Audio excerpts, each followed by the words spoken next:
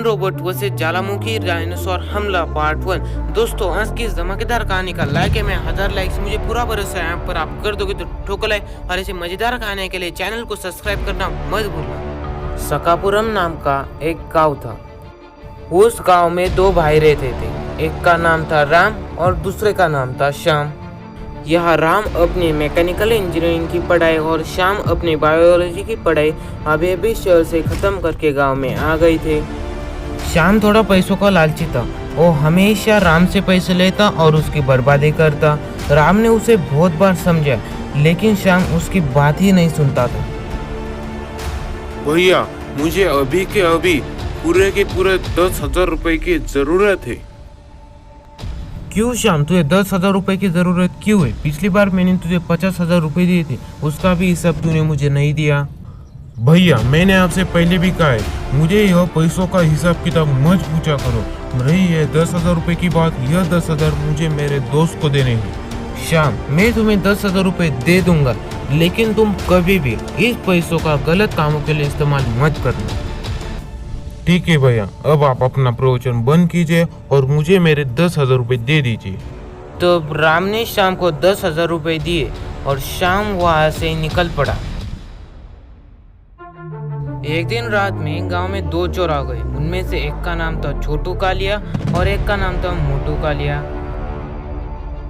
तब उन दोनों ने गांव के एक घर से चोरी की और उन दोनों को लेने के लिए वहां एक गाड़ी आ गई और वो दोनों उस कार में बैठकर वहां से चले गए।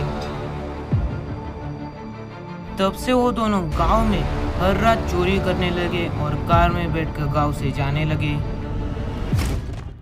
अगली सुबह चोरी से परेशान होकर गांव के कुछ लोग राम के घर के आंगन में आ गए थे। तभी उनमें से एक आदमी बोला, अरे राम भाई, आपको पता है कल रात मेरे यहाँ 2-3 चोर घुस आए थे।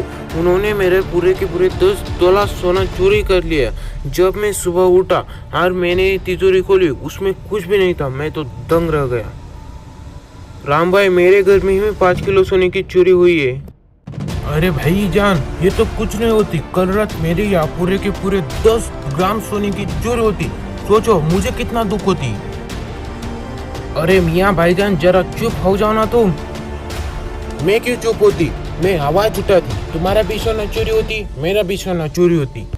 अब आप लोग शांत हो जाइए। मैंने पुलिस स्टेशन में फोन लगाया था, अब वहाँ से 2-4 पुलिस ऑफिसर्स यहाँ आते ही होंगे। तभी वहाँ पर 2 पुलिस ऑफिसर आ गए। लो, आ गए पुलिस ऑफिसर्स। बोलो राम, तुमने हमें यहाँ क्यों बुलाया है? ऑफिसर्स, हमारे गांव में 2-3 दिनों से चोरियां हो रही है। अब तक यहाँ 2-3 घरों में चोरियां हो भी चुकी है लेकिन अब तक उन चोरों का कुछ भी पता नहीं चला। तुम चिंता मत करो, आज रात में यहाँ खुद और मेरे साथ 2-3 पुलिस ऑफिसर पूरी रात सकापुरम गांव में पहरा देंगे। फिर देखते वो चोर यहाँ चोरी कैसे करते हैं। Thank you officer. वैसे राम, तुम ही इस गांव के मुखिया हो ना? अरे नहीं ऑफिसर, मैं अभी शहर से पढ़ाई करके आया हूँ। वैसे मैंने मुखिया जी को फोन लगाया था लेकिन उन्हें कोई अर्जेंट काम आने के कारण वो यहाँ नहीं आ पाए। गांव में इतनी चोरियां हो रही है और मुखिया को अर्जेंट काम? गांव में सारी रात पुलिस पेट्रोलिंग कर रही थी क्योंकि वो दोनों गांव में फिर से चोरी ना कर पाए। क्या उन दोनों चोरों ने गांव में चोरी की है या नहीं की है, यह सारी बातें जानेंगे इसी कहानी में, तो बने रहे। आप यहाँ तक देख रहे, इसका मतलब आपको कहानी तो पसंद आ चुकी है। तो शर्माती क्यों हो? इस कहानी को एक लाइक तो बनता है और चैनल को सब्सक्राइब करना मत भूलना। अगली सुबह राम बेफिक्र होकर अपने आंगन में टहल रहा था।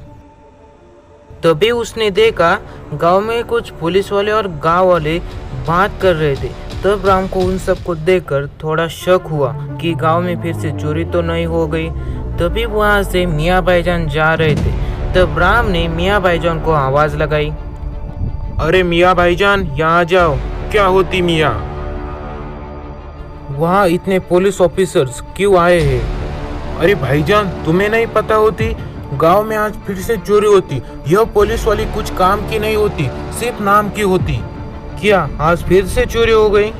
हाँ भाईजान, क्या पति मेरे घर में फिर से चोरी थी। मुझे कड़ी इंतजाम करनी होती, मैं अभी चलती। ठीक है मियाँ भाईजान।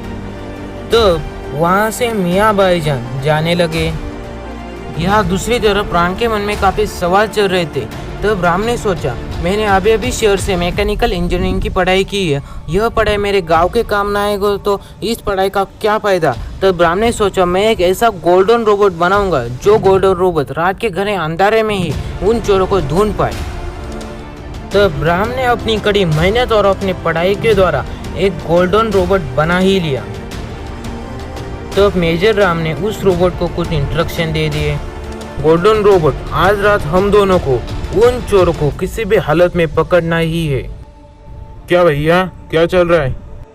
अरे श्याम, मैंने एक रोबोट बनाया है उन चोरों को पकड़ने के लिए। क्या जरूरत थी भैया? अब तक हमारे घर में तो चोरी नहीं हुई ना। उन 2 टके के गाँव वालों के लिए इतना पैसा बर्बाद करते हो। मैंने 10,000 रुपए मांग लिए तो मुझे कितना बड़ा प्रवचन सुना देते हो तुम। खबरदार, तूने फिर से अब बात कही तो भूल गया वो दिन जिस दिन हमें पैसों की बहुत जरूरत है, हमारे पास 1 रुपया नहीं था। उस दिन इन्हीं गाँव वालों ने हमारी मदद की थी। तूने फिर से उन गाँव वालों को कुछ कहा तो मेरा हाथ तुम्हारे ऊपर उठ जाएगा। गलती हो गई भैया, मैं अब से उन गाँव वालों के बारे में आपसे कुछ भी नहीं कहूँगा। कोई बात नहीं श्याम, तुम जाकर अब आराम करो, थक गए होंगे। तुमने उन गाँव वालों की वजह से मेरी बेइज्जती की ना, नहीं छोड़ूंगा तुम्हें और तुम्हारे उस गाँव वालों को, सिर्फ मुझे एक बार मौका मिल जाए। अगली रात फिर से मोटू कालिया और छोटू कालिया गांव से चोरी करके वहां से निकलने ही वाले थे, लेकिन इस बार उनके सामने एक बड़ी मुश्किल खड़ी हो गई थी और उस मुश्किल का नाम है गोल्डन रोबोट और राम। ओए, तुम जो भी हो यहाँ से निकल जाओ, नहीं तो तुम्हारा अंजाम बहुत बुरा होगा। देखते किसका अंजाम बुरा होता है। जाओ गोल्डन रोबोट, उन दोनों को पकड़कर मेरे पास ला जाओ।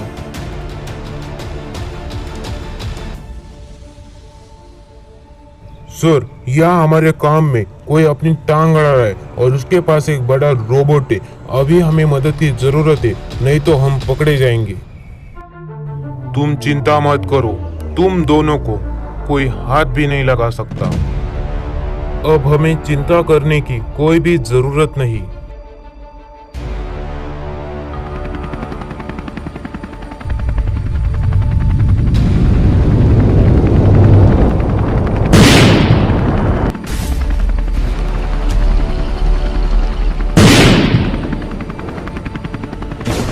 अरे नहीं, ये क्या हो गया?